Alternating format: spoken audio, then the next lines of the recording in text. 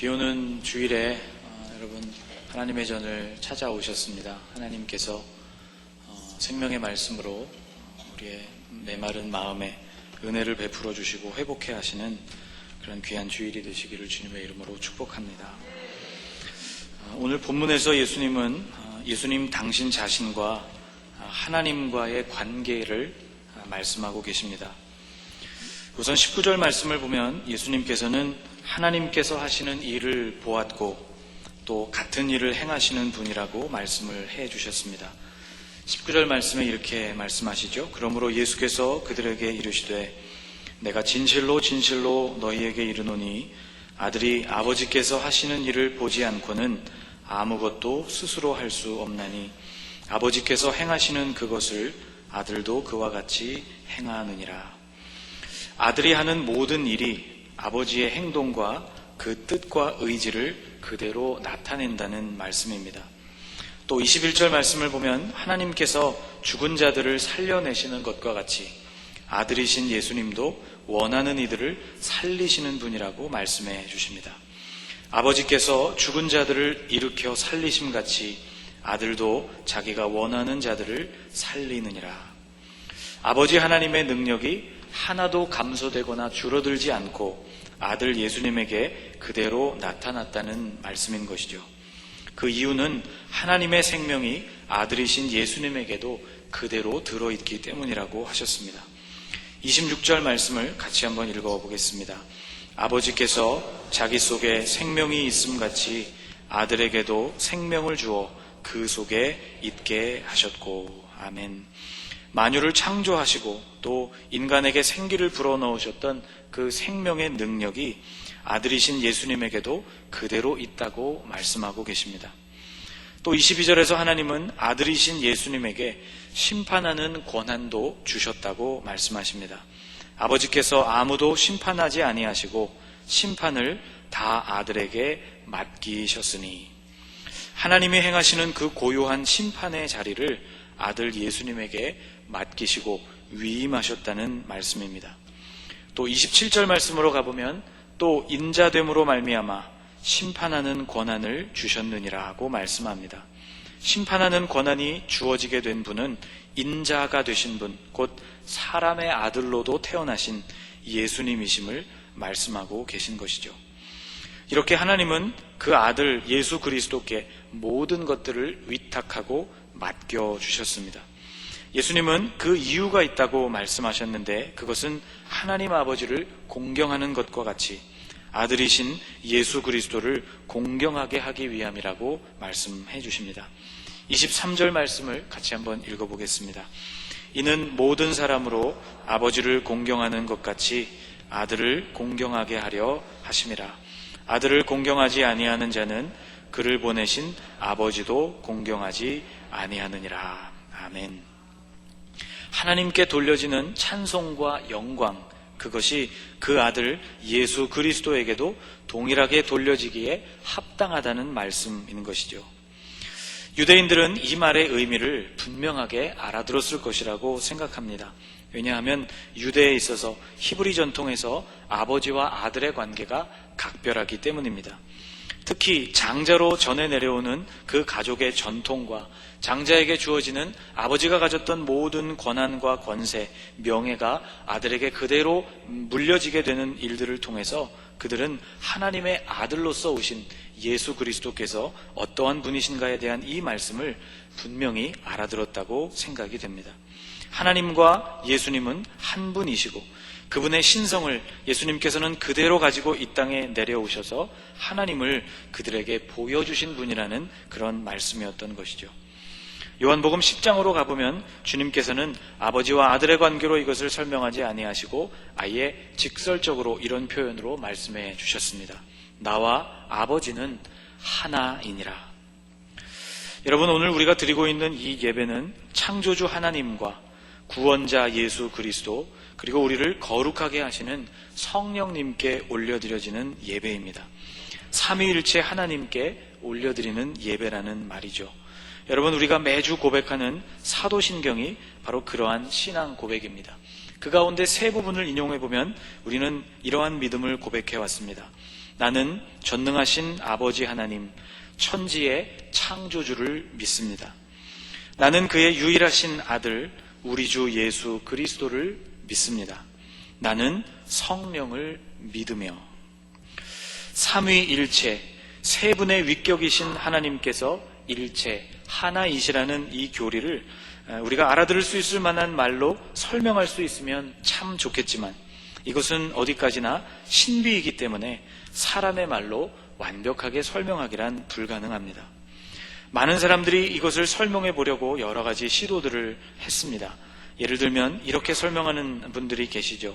태양의 본체가 있고 태양에서부터 나오는 열기가 있고, 또 태양이 떠올랐을 때 거기서부터 나오는 빛이 있는 것과 같이 태양은 하나인데 태양으로부터 누리는 여러 가지 모습과 혜택이 다른 것처럼 삼위 하나님도 그렇게 세 분이시자 한 분으로 존재한다고 설명하기도 합니다.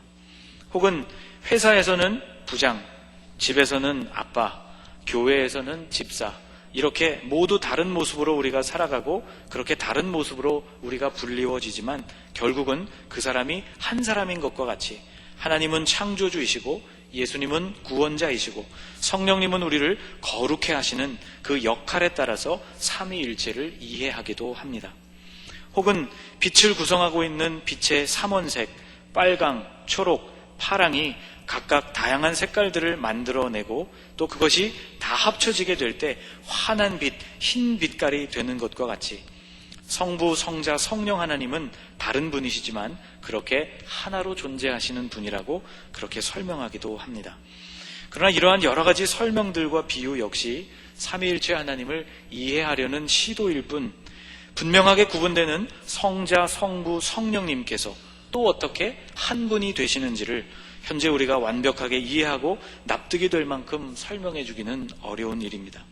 다만 우리는 예수님이 오늘 성경에서 해주고 계시는 이 말씀, 아버지 하나님께서 하나님 당신의 모든 것, 권세와 영광과 그분의 능력을 아들이신 예수님에게 그대로 주셨고, 하나님 아버지와 예수 그리스도께서 하나라는 이 말씀을 우리는 그대로 믿고 받아들이는 것이죠. 자, 여러분, 예수님은 이렇게 하나님 아버지의 모든 것들을 그대로 우리에게 보여주시고 그분의 능력을 베풀어 주시는 분이십니다.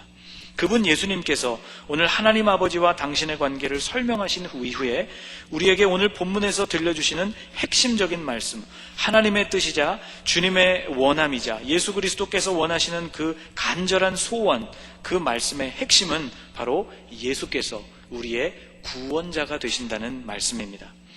24절 말씀을 제가 한 번 더 읽어보겠습니다. 내가 진실로 진실로 너희에게 이르노니 내 말을 듣고 또 나 보내신 이를 믿는 자는 영생을 얻었고 심판에 이르지 아니하나니 사망에서 생명으로 옮겼느니라. 진실로 진실로라는 이 표현은 놀랍게도 성경 안에서 66권 가운데 요한복음에만 등장하고 있는 특별한 표현입니다. 요한복음에 사용된 횟수가 무려 25번. 이 25번 중에서 다른 복음서, 마태, 마가, 누가복음서에는 전혀 없는 말씀, 고유하게 요한복음에만 등장하고 있는 예수님의 말씀이 23절이나 됩니다. 제자들에게 너희 중 하나가 나를 팔게 될 것이다. 내가 진실로 진실로 너희에게 이르노니 너희 중 하나가 나를 팔리라 말씀하신 이 말씀, 역시 앞에 나오는 3개의 복음서에도 등장하는 말씀이죠. 그리고 또 하나 베드로에게 하신 말씀, 내가 3번 나를 부인하게 될 것이라는 말씀, 내가 진실로 진실로 네게 이르노니 다 굴기 전에 내가 3번 나를 부인하리라, 이렇게 말씀하신 두 구절을 제외하면 23번 기록되어진 모든 말씀들은 오직 요한복음 안에만 나오는 말씀들입니다. 모두 진실로 진실로 내가 너에게 혹은 너희에게 이르노니 라고 되어 있습니다. 헬라어 성경을 들추어 보면 진실로 진실로 내가 너희에게 이르노니 라는 이 구절이 아멘, 아멘, 레고, 소이 또는 휘민이라고 기록되어 있습니다. 진실로라는 말, 간절하게 진실로 이른다 할 때 쓰여지는 그 말이 아멘이라는 말로 쓰여지는 것이 참 눈에 띕니다. 이 표현은 아주 중대한 말씀을 주님께서 말씀하실 때 사용하신 그런 표현입니다. 오늘 본문 안에는 세 부분에 나와 있고 특별히 연달아 두 절에 걸쳐서 24절과 25절에서 반복되어 있는 표현입니다. 다시 24절로 여러분 한번 돌아가 보겠습니다. 주님은 영생에 관하여서 우리에게 이렇게 말씀해 주셨습니다. 아주 중요한 것으로 우리에게 알려주신 것이죠. 하나님과 당신의 관계가 하나임을 설명하신 이후에 구원이 어떻게 이루어지는 것인지에 대해서 그 영생에 대하여 우리에게 이런 말씀을 들려주셨습니다. 내가 진실로 진실로 너희에게 이르노니 내 말을 듣고 또 나 보내신 이를 믿는 자는 영생을 얻었고 심판에 이르지 아니하나니 사망에서 생명으로 옮겼느니라. 이 말씀 안에는 세 가지 시제가 등장하고 있습니다. 말씀 뒷부분에 나오고 있죠. 영생을 얻었고 심판에 이르지 아니하나니 사망에서 생명으로 옮겼느니라는 이 세 가지 말씀은 각각 다른 시제, 다른 시간대에 이루어진 말씀들을 우리에게 들려주고 있습니다. 사망에서 생명으로 옮겼느니라. 이것은 우리에게 과거에 이루어진 사건을 말씀해 줍니다. 예수 그리스도를 영접한 사람은 이미 사망에서부터 생명으로 주님을 영접하게 되는 순간에 옮겨진 존재들이라는 것이죠. 예수님을 구주로 고백할 때 과거에 이미 우리 안에서 일어나 버린 사건이라고 말씀하고 있는 것입니다. 영생을 얻었고 라는 말씀은 현재의 상태입니다. 예수 그리스도를 구주로 영접한 이후로 우리는 우리 안에 영생이 주어진 채로 영생을 누리면서 살아가고 있다는 표현인 것이죠. 심판에 이르지 아니하나니 이 말씀은 앞으로 되어질 미래의 일을 말씀하고 있습니다. 심판이라는 말, 크리시스라는 헬라어는 정죄라는 말로 해석할 수 있습니다. 오늘 본문에 정죄라고 해석되는 것이 훨씬 더 타당한 이유는 실상 주님의 재림 때에 모든 사람들은 심판대 앞에 서게 되기 때문입니다. 그래서 주님께서 그 심판대 앞에서 좌우로 사람들을 구분해내시고 영원한 하나님의 은혜와 사랑을 받을 자들과 심판에 하나님의 형벌에 처하게 될 자들을 구분하게 된다고 말씀해 주셨습니다. 그래서 세번역 성경을 보면 바로 이 심판이라는 말 밑에 정죄라는 말로 해석할 수 있다는 주가 달려 있습니다. 예수 그리스도 안에 있는 자들은 정죄, 죄를 확정하는 일, 우리에게 어떠어떠한 죄가 있다고 확실히 그것을 정하는 일을 면하게 된다는 의미인 것이죠. 그 이유는 예수님께서 이미 십자가에서 우리가 받아야 할 그 모든 죄의 대가를 대신 치러주셨기 때문입니다. 이 모든 것, 영생을 얻었고 심판에 이르지 아니하며 사망에서 생명으로 옮겨지는 이와 같은 은혜, 이 모든 일들은 내 말을 듣고 또 나 보내신 이를 믿는 자들, 곧 예수님의 말씀을 듣게 되고 그분을 하나님께서 보내셨다는 사실을 믿는 자들에게 주어지는 특권입니다. 사랑하는 여러분, 예수 그리스도를 여러분의 주와 그리스도로 받아들이셨습니까? 하나님의 아들이신 예수 그리스도께서 나를 위해서 육신을 입고 이 땅에 오셨다는 것을 믿는 일, 나를 대신해서 당신의 죽음으로 죄의 값을 다 치루어 주시고 대신 죽음을 맞이하셨다는 사실, 그리고 3일 만에 주님께서 부활하셔서 부활의 첫 열매가 되셨다는 그 사실을 우리가 믿게 될 때 우리는 구원에 이르게 되는 것입니다. 로마서 10장 9절에는 그 구원의 원리를 이렇게 설명해 주고 있습니다. 내가 만일 내 입으로 예수를 주로 시인하며 또 하나님께서 그를 죽은 자 가운데서 살리신 것을 내 마음에 믿으면 구원을 받으리라. 아멘. 언제든지 예수 그리스도를 우리의 주님으로 우리의 입술을 통하여 인정하게 되고 우리의 마음에 그분이 부활하셨다는 사실을 인정하고 믿게 될 때 우리는 구원에 이르게 되는 것입니다. 입술과 마음으로 믿고 시인하여서 사랑하는 여러분, 구원에 다 이르게 되실 수 있기를 축복합니다. 또 이미 이 구원의 확신을 가지고 계신 분들은 이 확신에서부터 절대로 멀어지지 않고 흔들리지 않게 되시기를 주님의 이름으로 축복합니다. 그런데 오늘 주님께서 우리에게 들려주고 계시는 이 구원의 말씀은 한 번 구원을 얻고 끝나는 것이 아니라고 우리에게 알려주고 계십니다. 구원의 완성, 곧 우리가 주님 앞에 서게 되는 그 날까지 우리가 이 구원을 잘 지켜가야 한다고 말씀하고 계신 것이죠. 그 말씀이 바로 25절 말씀이 우리에게 들려주고 있는 것입니다. 25절을 같이 읽겠습니다. 진실로 진실로 너희에게 이르노니 죽은 자들이 하나님의 아들의 음성을 들을 때가 오나니 곧 이때라. 듣는 자는 살아나리라. 저를 한번 따라해 보시겠습니까? 듣는 자는 살아나리라. 아멘. 여러분, 이 25절 말씀 맨 앞에도 주님께서 진실로라는 말을 사용하신 것을 주목해 보십시오. 지금 주님은 아주 중요한 말씀을 하고 계신 것입니다.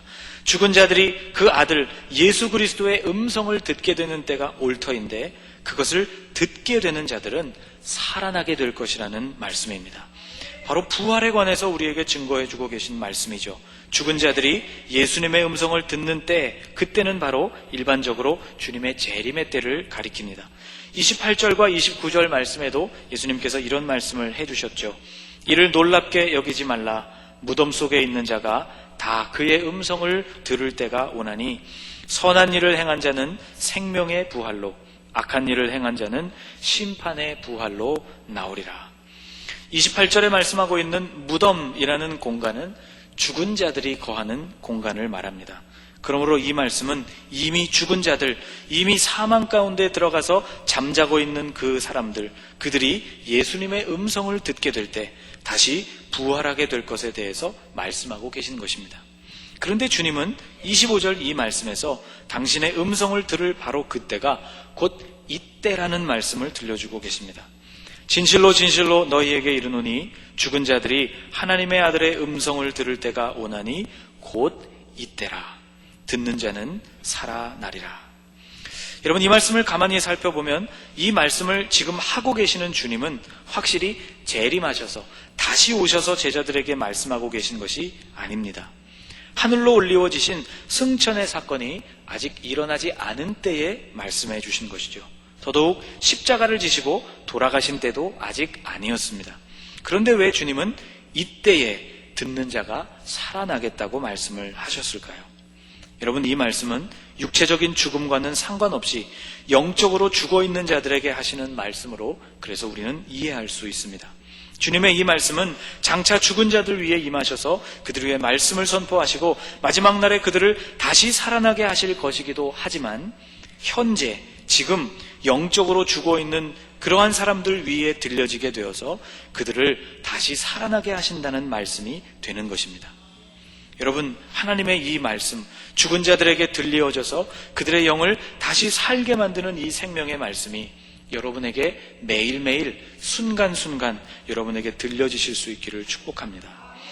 오늘 말씀을 정리해 보겠습니다. 사랑하는 여러분, 여러분의 입술로 예수 그리스도를 주님으로 시인하게 되시기를 바랍니다. 마음으로 하나님께서 예수 그리스도를 죽은 자들 가운데에서 다시 살리셨다는 사실을 마음 가운데 굳게 믿게 되시기를 바랍니다. 그래서 여러분, 구원을 얻게 되시기를 바랍니다. 또 하나, 구원을 이미 얻은 우리가 매일매일 하나님의 음성, 예수 그리스도의 음성으로 우리의 심령 가운데 들려지게 되고 주님의 그 음성을 매일처럼 듣게 되어서 그것으로 인하여 우리의 영이 날마다 주님 안에서 다시 살아나는 역사를 경험하실 수 있기를 바랍니다. 주님의 말씀은 우리에게 이렇게 들려집니다. 기록되어진 66권의 말씀을 통해서 우리에게 들려집니다. 선포되는 말씀, 예배를 통해서 우리에게 들려지고 묵상되고 읊조려지는 하나님의 말씀을 통해서 우리의 영혼에 다시 선포되게 되는 것입니다. 에스겔 37장에 보면 메마른 골짜기에 다 말라 비틀어진 뼈들이 가득한 것을 보시고 하나님께서 에스겔에게 물으시죠. 이 뼈들이 능히 살겠느냐?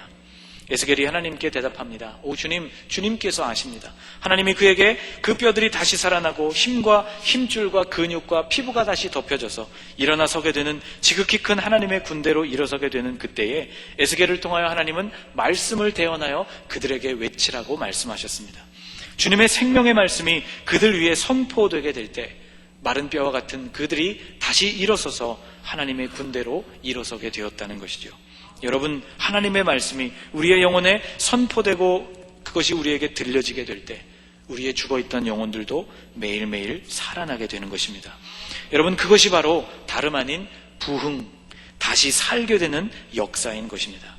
여러분, 이 아들의 음성, 예수 그리스도의 음성이 매일 여러분의 마음 가운데 울려 퍼지고 그것을 듣게 되시기를 바랍니다. 그래서 여러분과 제가 매일매일 다시 살아나는 은혜, 그 은혜를 누리게 되실 수 있기를 바랍니다. 우리 25절 말씀을 함께 다 같이 읽고 기도하도록 하겠습니다.